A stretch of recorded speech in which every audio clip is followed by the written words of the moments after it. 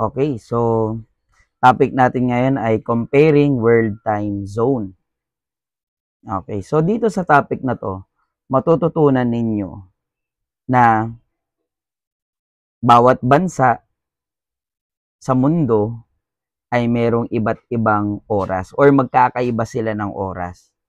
Bakit dito sa bansa natin, sa Philippines, sa Pilipinas ay umaga at sa ibang bansa naman ay gabi or tanghali. Yan ang tatalakayin natin ngayon. So, aalamin natin kung ano yung mga oras, ano yung pagkakaiba ng oras sa bansa natin sa ibang bansa. So, yan yung topic natin, yung comparing world time zone. So, ito yung mga dapat ninyong tandaan. Pinasimple ko na lang ha. So, more than, ibig sabihin, mag-a-add tayo. Kapag less than naman, ang ibig sabihin yan, or ang gagawin natin ay magsasubtract. Then, kapag parehas naman, walang magbabago sa oras. So, itong tinutukoy ko neto na rule, ito yung UTC. Okay? So, familiar kayo sa UTC? Ang UTC ay Coordinated Universal Time. Okay, so para mas maintindihan natin, ano ba itong mga rule na to? May inihanda ako ditong example. Ayan. So, rule number 1, sabi ko nga kanina, pag more than, mag-a-add tayo. So, ang Philippines ay pasok sa time zone na UTC plus 8. So, ibig sabihin, ahead tayo ng 8 hours sa prime meridian. Okay? So, halimbawa, ang oras sa bansa natin ay 7 a.m. Ano ang oras ngayon sa Australia, sa France, at New Zealand? Tatalakayin natin yan. Susolve natin yan. So, una, number 1, Australia, merong UTC. UTC 10. So, kung mapapansin ninyo, ang Australia ay plus 10 at ang Philippines ay plus 8. So, ibig sabihin, mas malaki yung UTC ng Australia kaysa sa 8. So, more than. Okay? More than yon. So, ang gagawin natin, ipag-add natin yung kanilang mga value. So, ganito lang yan. 10 minus 8 is 2 hours. So, ibig sabihin, 2 hours ahead sa atin yung Australia. Kung tayo ay may oras na 7 a.m., dagdag natin yung 2 hours kasi plus 10. So, ang oras ngayon sa Australia ay 9 a.m. Okay, so ganun lang kadali. Next, punta naman tayo sa France. Ang France naman ay may UTC na 12. Samantalang ang Philippines ay meron 8. UTC plus 8. So, pag minus natin, ano yung difference ng dalawa? So, 12 minus 8 is 4 hours. So, ibig sabihin, ahead ng 4 hours yung France sa atin. Kung sa atin ay 7 o'clock, anong oras na ngayon sa France? So, magbibilang tayo. We have 8 a.m., 9 a.m., 10 a.m., 11 a.m. So, 11 a.m. na sa France. Okay? Sundan natin. Pangatlo. Ang New Zealand ay merong UTC na 13. Samantalang yung Philippines ay UTC plus 8. So, mas malaki ulit yung New Zealand.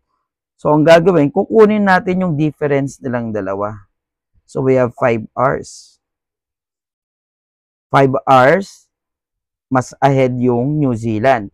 So, mula 7 o'clock, bilang tayo, 8 a.m., 9 a.m., 10 a.m., 11 a.m. So, anong kasunod ng 11 a.m.? Ang magiging sagot dyan ay 12 o'clock p.m. So, ganun lang kadali yung rule number 1. So, kapag sobra or mas malaki sa given country na UTC, mag-a-add tayo ng kanilang values. Yung difference ng kanilang UTC, idadagdag natin doon sa time natin. Then, next, rule number 2. Medyo bilisan na natin. Kapag mas mababa, isa-subtract natin. So, halimbawa, sa Philippines ulit, UTC tayo, plus 8, at ang oras natin ay 11 a.m. 11 a.m. ng umaga. So, kung sabutan ay UTC plus 6, ayun, nakita ninyo, mas mababa.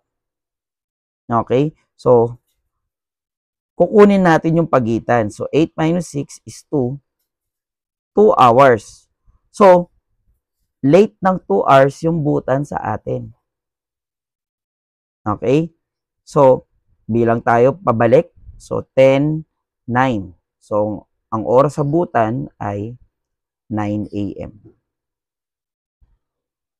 Sa Pakistan naman, meron siyang UTC na plus 5. So, mas mababa ulit sa Philippines. So, mas ahead tayo sa Pakistan. So, pag minus ulit natin, 8 minus 5 is 3 hours. Ahead tayo ng 3 hours. So, ang oras ngayon sa Pakistan, so 11 minus 3 is 8. 8 a.m. Okay. Dito tayo sa Argentina. Ang Argentina ay UTC negative 3. Mas mababa yan. So, tatalakayin natin yung susunod na video, yung integers. Integers na kasi ito. Negative integers. So, mababa yan. Ang mangyari, para mas maintindihan ninyo, okay, magdodrawing tayo ng number line. Ayan. Okay, drawing tayo ng number line. Ayan. So, magsusulat lang ako ng 8. Okay. So, 8, 7, 6, 5, 4, 3, 2, 1, 0. Then, negative 1, negative 2, negative 3. Ayan.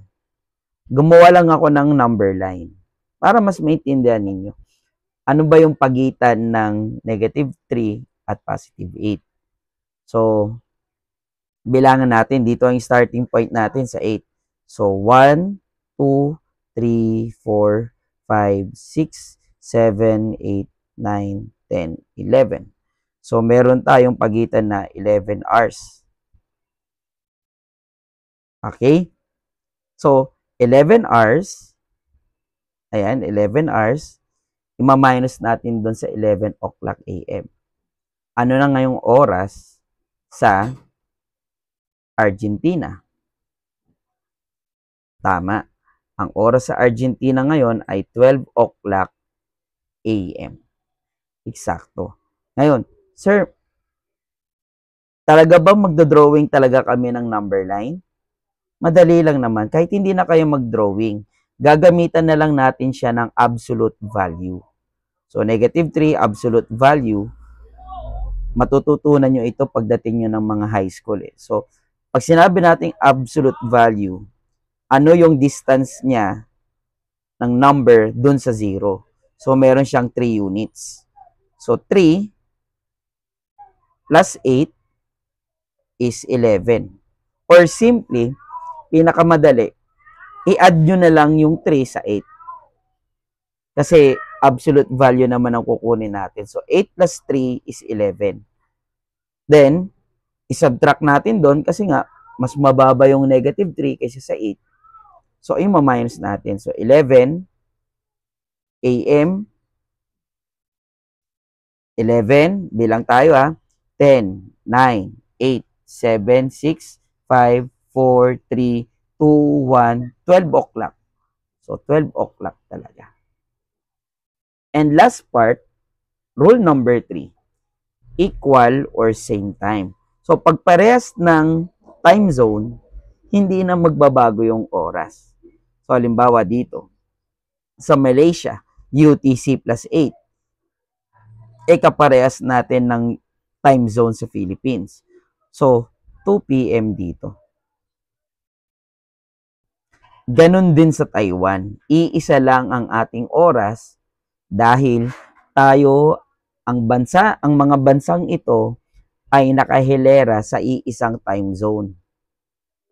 So, lahat ng ito ay 2 p.m. So, ganun lang kadali ang pag-alam ng oras or pagko-compare ng oras sa bansa natin sa ibang bansa. Basta tatandaan nyo lang yung tatlong rule. Ayan, pag more than, add. Pag less than, subtract. At kapag equal naman, ay same time. So, yun lang. Sana makatulong sa inyo. Ingat kayong lahat.